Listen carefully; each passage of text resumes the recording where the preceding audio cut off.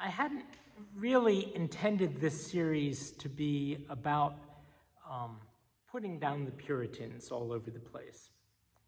A lot of what they wanted to happen needed to happen because there were a lot of abuses that needed to be sort of dusted away, swept away.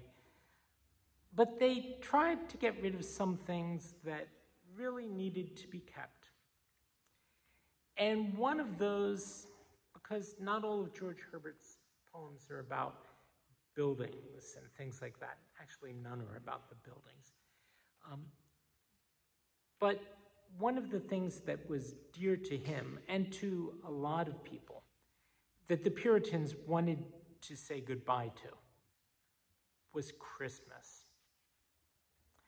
Now, yeah, at the time, Christmas was often kind of an excuse to go and get drunk.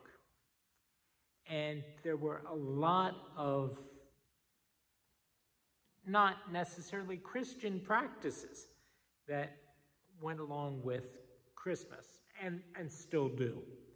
Mistletoe is taken from Norse mythology, and it was something dear to the Druids. So it came from a couple different strands of paganism. Christmas trees, there's nothing inherently Christian about them. But what do they hurt? You can use other things to express the joy of Christmas. Well, the joy of the Incarnation. The Puritans would not have wanted that day to be called Christmas. It means Christ's Mass. Celebrate, if you will, his nativity.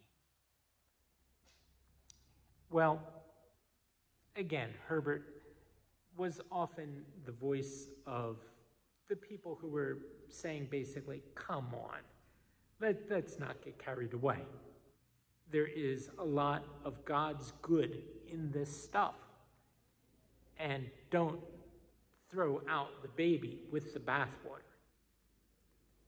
Christmas of all things. Here's his poem about that. All after pleasures as I rid one day, my horse and I, both tired, body and mind, with full cry of affections quite astray, I took up in the next inn I could find. There when I came, whom found I but my dear, my dearest Lord, expecting till the grief of pleasures brought me to him, ready there to be all passengers' most sweet relief. O thou, whose glorious yet contracted light, wrapped in night's mantle, stole into a manger, since my dark soul and brutish is thy right, to man of all beasts be thou not a stranger. Furnish and deck my soul, that thou mayst have a better lodging than a rack or grave. The shepherds sing, and shall I silent be? My God, no hymn for thee? My soul's a shepherd too, a flock it feeds of thoughts and words and deeds. The pasture is thy word, the streams thy grace enriching all the place. Shepherd and flock shall sing, and all my powers outsing the daylight hours. Then we will chide the sun for letting night take up his place and right. We sing one common Lord, wherefore he should himself the candle hold. I will go searching till I find a sun shall stay till we have done. A willing shiner that shall shine as gladly as frost-nipped suns look sadly. Then we will sing and shine all our own day and one another pay. His beams shall cheer my breast, and both so twine till even his beams sing and my music shine.